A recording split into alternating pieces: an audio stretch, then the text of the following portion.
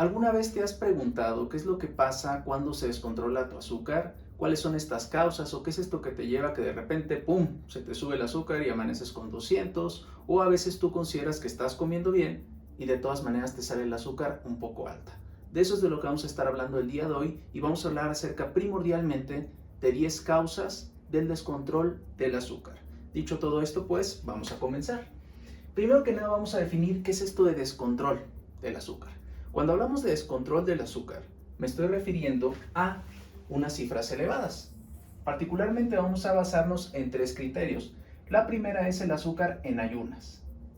Una persona con un descontrol del azúcar va a estar arriba de 140 miligramos en ayunas, va a estar arriba de 180 después de comer, vamos a poner aquí una C, y finalmente, y el más importante, o el que nos da información no tanto del inicio, sino de 3 meses para atrás, que es la hemoglobina glucosilada, ¿vale? Que en este caso va a ser arriba del 7%. Las cifras pueden ser un poco variables, va a haber en algunos casos que los médicos les van a decir que son de 130, o que a lo mejor pueden ser hasta 200 después de comer. Hay una variación individual, pero en términos generales quedémonos con la idea de que son estas cifras. La primera razón, el desvelo. El desvelo es una razón o una causa que tiene mucho que ver con la secreción de lo que se llaman hormonas del estrés, como por ejemplo el cortisol, la noradrenalina, la hormona del crecimiento, entre otras hormonas que pueden aumentar cuando nos estamos desvelando. Y esta es una de las principales razones. Clásico, la persona, digamos, se desvela y en la mañana le sale el azúcar altísima y a veces me dicen, oiga doctor, es que ni siquiera cené, no entiendo por qué se me subió el azúcar. Ah, bueno, pero me dormí a las 3 de la mañana.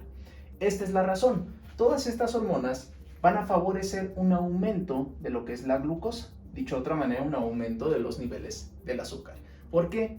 Porque básicamente están preparando a nuestro cerebro, que acuérdense que nuestro cerebro funciona primordialmente con glucosa para estar despiertos. Entonces esta va a ser la razón de que el desvelo sea una causa bien importante y también bastante común de lo que es el descontrol del azúcar. Número 2. El exceso de carbohidratos. Los carbohidratos son este grupo amplio de alimentos que comprenden las frutas, que comprenden las verduras, pero que también comprenden las harinas, que también comprenden alimentos como las tortillas, alimentos como el pan, entre muchos otros. Por lo tanto, pueden elevar el azúcar y a veces es bien importante también mencionar que no necesariamente un alimento tiene que ser dulce, primero para contener azúcar y segundo para elevarnos el azúcar. Esto sucede tanto con carbohidratos simples, que hay que tener mucho cuidado para, por ejemplo, refresco o alimentos endulzados, pero también con los carbohidratos complejos, que son los que son varias cadenas de carbohidratos que se rompen y se transforman en glucosa ya a nivel digestivo. Por ejemplo, el pan, el arroz, la pasta, y otro ejemplo sería el almidón. El almidón, como sabemos, lo podemos encontrar en algunas verduras, como lo puede ser la papa, ¿vale? Entonces, esta es otra razón muy frecuente. Si ustedes se comen 10 tortillas, es muy probable que si ustedes se toman la glucosa tiempo después, les va a salir muy alta. La razón es que los carbohidratos son el principal nutriente que tiene un influjo y regula los niveles de glucosa. El exceso de carbohidratos puede llevarnos a un exceso de glucosa en la sangre. Punto número 3, la falta de medicamentos. Aquí tenemos 2 casos. Número 1, no se toman sus medicamentos a tiempo. Entonces, no olvidemos que muchos medicamentos y muchas pastillas tienen una vida, que llamamos vida media, en nuestro organismo. Cuando digo esto de vida media me refiero a que si tú te tomas una pastilla va a durar de 8, 10, 12, 6 horas, dependiendo de la pastilla, en tu organismo, ejerciendo el efecto. En este caso, un efecto benéfico para el mantenimiento de los niveles de glucosa. Por eso, lo que va a pasar acá es que si tú te tomas tu pastilla, a veces se te pasa una hora, a veces se te olvida, pues obviamente esto va a contribuir a que se te suban los niveles de glucosa. Particularmente si tomas medicamentos o te inyectas medicamentos que influyen y que producen la hipoglucemia como tal. Por ejemplo, la glibenclamida o la glimepirida de los tomados o, por ejemplo, la insulina de los inyectados. Segundo, falta de medicamentos no tanto en el contexto de que tú no te estés tomando tu medicamento, sino de que hay que hacer un ajuste a la dosis. Que esto va a pasar cuando tú estés comiendo bien, no estés haciendo todas estas cosas de las que vamos a estar hablando y de todas maneras se te eleven los niveles de glucosa.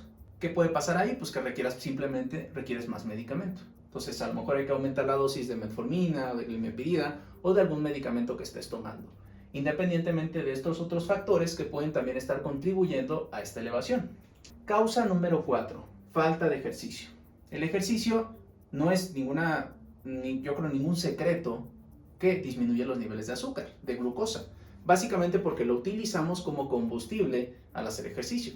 Una de las principales fuentes y la primera fuente que se agota cuando empezamos a hacer ejercicio, ya sea en aeróbico o aeróbico, es decir, cardio o pesas, no importa, va a ser el glucógeno y va a ser la glucosa por ende. Entonces, cuando uno hace ejercicio, el efecto normalmente es hipoglucemiante, es decir, baja el azúcar. Esto es a corto plazo. Importante, por ejemplo, para personas que viven con diabetes tipo 1 o con diabetes tipo 2, pero están utilizando insulina, donde a veces el efecto puede ser mucho más potente, y al calcular la dosis de insulina tenemos que considerar el ejercicio que está haciendo la persona. Ahora, el otro efecto que tiene y que es mucho más importante para todos nosotros es que a largo plazo genera una estabilización de los niveles de glucosa, que este es otro problema que a veces tienen mucho las personas que viven con diabetes, que es que me dicen, oiga doctor, es que se me suben y se me bajan y se me suben y se me bajan los niveles. El ejercicio contribuye a la estabilidad, ¿okay? Ese es un dato muy importante y que hay que considerar. Y el segundo efecto a nivel crónico es que mejora la sensibilidad a la insulina. Dicho de otra manera, revierte o reduce la resistencia a la insulina. Esto es importante y relevante incluso para personas que tienen prediabetes o que tienen riesgo por ahí de desarrollar diabetes. Causa número 5, infecciones. Muy común, ¿no? Y esta de infecciones se liga directamente con el punto número 9 que vamos a hablar más adelante. Las infecciones generan inflamación. La inflamación genera un aumento de diferentes sustancias que llamamos citocinas, como lo pueden ser la interleucina 6, la interleucina 1, el TNF-alfa, entre otros, ¿no? Toda esta cascada proinflamatoria va a favorecer un aumento de los niveles de glucosa, por una parte, porque la inflamación requiere energía, pero también altera el metabolismo de los carbohidratos. El segundo punto importante aquí va a ser que va a favorecer la resistencia a la insulina. Y la resistencia a la insulina es un problema, y ya lo sabrán de videos anteriores, porque la insulina es la hormona que nos ayuda a utilizar la glucosa como energía. Cuando nos falta insulina, por eso es que se empiezan a elevar los niveles en la sangre. Y esta es la razón también de que la resistencia a la insulina le dé más trabajo al páncreas, y eso es todo lo que no queremos en una persona que vive con diabetes. Causa número 6, cirugías o lesiones, básicamente por la misma razón. Todo esto genera algo que se llama estrés celular. Favorece otro fenómeno que se llama estrés oxidativo, que este es un poquito más crónico, pero también genera básicamente inflamación. Todo lo que nos genera inflamación puede favorecer que se eleven los niveles, tanto por la secreción de hormonas de este estilo, de las primeras que mencioné, como por un aumento de todo este entorno llamado proinflamatorio. Tenemos la inflamación aguda, que sucede en infecciones, que sucede en cirugías, que sucede cuando nos damos un golpe, que sucede cuando estamos estresados, ¿vale? Entonces esta también puede ser una causa importante. Cuando ustedes tienen alguna cirugía que tiempo después están un poco descontrolados, es hasta cierto punto normal. Ahora, debe de ser algo transitorio. ¿Esto qué quiere decir? Pues que no debería ser un problema a largo plazo. Causa número 7, el estrés emocional. Nuevamente, misma razón.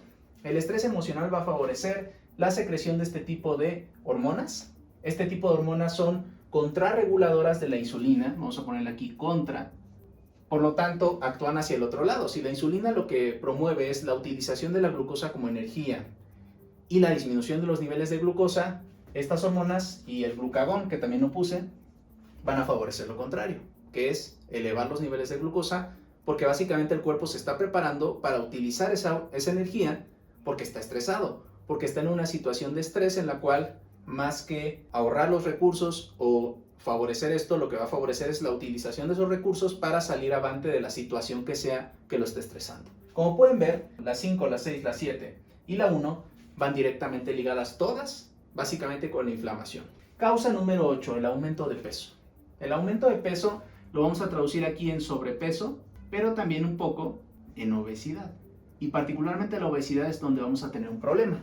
La obesidad favorece algo que se llama inflamación crónica de bajo grado, que es una inflamación un poco diferente de esta de acá. La inflamación de acá es una inflamación aguda que ocurre durante un periodo determinado y que normalmente, si se retira ese agente estresor, como lo puede ser el desvelo, como lo puede ser alguna inflamación por un golpe, como lo puede ser algún agente o alguna bacteria que esté causándonos una infección, se quita.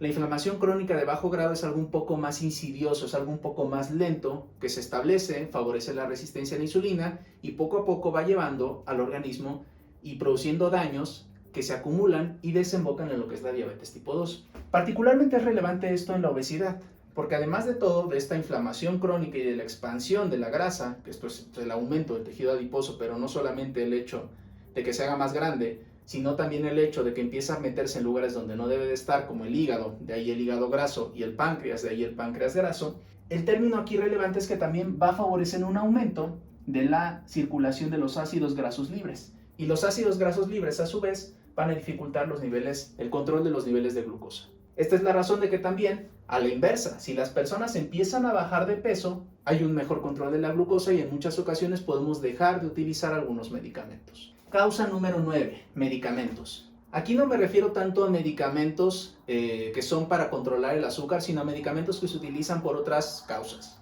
Y voy a enfocarme primordialmente en dos medicamentos. El primero son los esteroides. Por ejemplo, betametasona, dexametasona, entre muchos otros derivados de este tipo de esteroides que se utilizan por sus propiedades antiinflamatorias muy potentes. Muy útil para personas que tienen inflamación, para personas que tienen enfermedades autoinmunes, para personas que tienen algún golpe o algún dolor, porque desinflaman y también tienen propiedades analgésicas algunos, pero primordialmente desinflaman, que eso es lo más importante. Pero tienen un efecto que también es elevar los niveles de glucosa. Segundo grupo de medicamentos que muy comúnmente también utilizados para las infecciones, jarabes para la tos. Particularmente jarabes para la tos, ¿por qué? No tanto por el efecto del medicamento, por el efecto del Ambroxol, sino porque básicamente el jarabe tiene azúcar. Y entonces pues tú te estás tomando tu jarabe para que te baje la tos, pero al mismo tiempo estás tomando agua o una emulsión específica que tiene, además de todo, azúcar. Por lo tanto, en este caso es muy sencillo.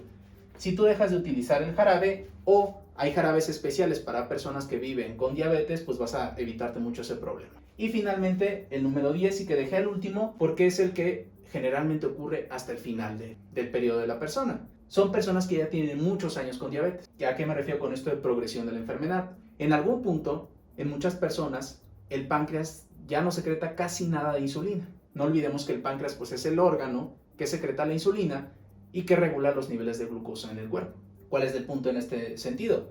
Se agotan las reservas, se agota la producción de insulina.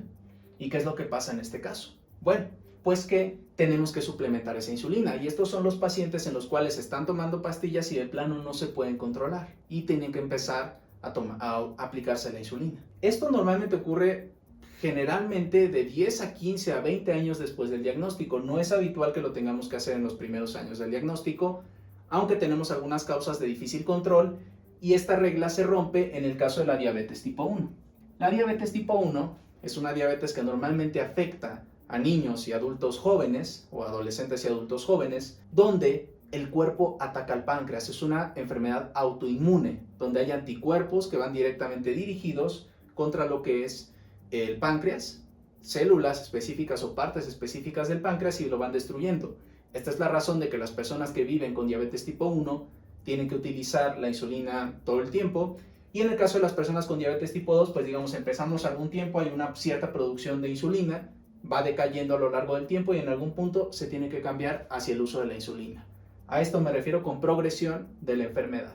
Como puedes ver, tenemos varias causas del descontrol y aunque las más frecuentes o en las que siempre pensamos pues son que no estamos comiendo bien, que tenemos alguna infección, vemos que son muchas más y que algunas seguramente por ahí no les estarás prestando suficiente atención. Si tú consideras que esta información te fue útil o le puede resultar útil a alguien más, te agradeceré que lo compartas por ahí en redes sociales, en Facebook, en WhatsApp. Te agradeceré mucho que te suscribas al canal, que compartas esta información y pues nada, nos vemos la próxima semana. Te deseo un excelente y saludable día. Cuídate mucho y hasta luego.